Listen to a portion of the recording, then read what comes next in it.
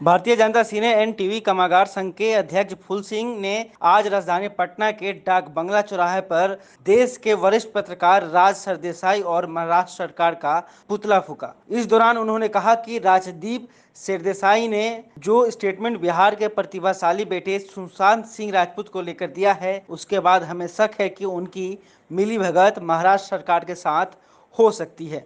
मालूम हो कि शनिवार को अपने कार्यक्रम में राजदीप सरदेसाई ने कहा था कि सुशांत सिंह राजपूत कोई बड़े अभिनेता नहीं थे जिनके लिए देश में इतना बवाल हो। राजपूत अमर रहे, महाराष्ट्र प्रशासन मुर्दाबाद, मुर्दाबाद, मुर्दाबाद, महाराष्ट्र पुलिस मुर्दाबाद, मुर्दाबाद, मुर्दाबाद, महाराष्ट्र।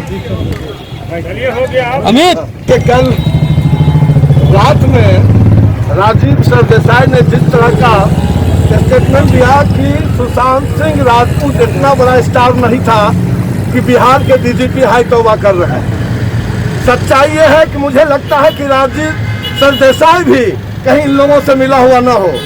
भाई, आज तक ऐसा नहीं देखा कि कोई सरकार अगर अनुशंसा करती है सीबीआई की जांच के लिए तो दूसरा कोई सरकार उसका विरोध करे।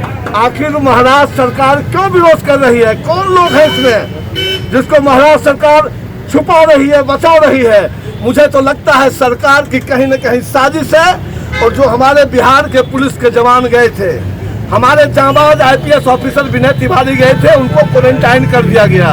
उसके कल होकर मैं भी गया, मुझे भी करने की कोशिश कर गई, मुझे भी बीएमसी द्वारा खोजा गया और बिहार के जो 4 पुलिस जवान गए थे उनको भी खोजा गया। खैर, हम लोग वापस आ गए परसों विनय तिवारी जी के साथ उनको लेकर।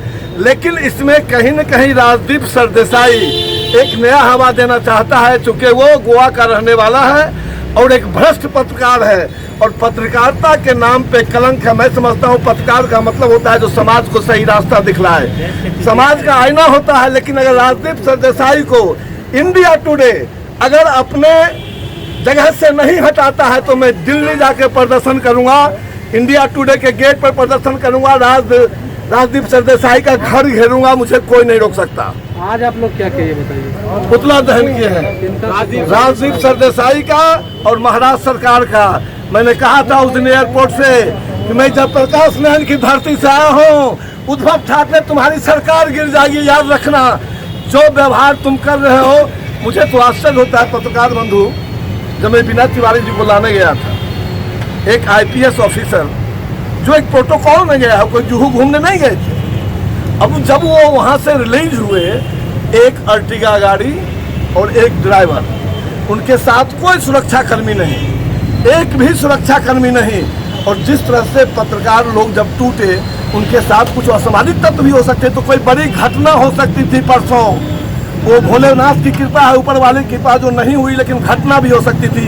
इसमें कहीं न कहीं महाराष्ट्र सरकार पूरी तरह से लिप्त है और किसी न किसी को बचाना चाहती है।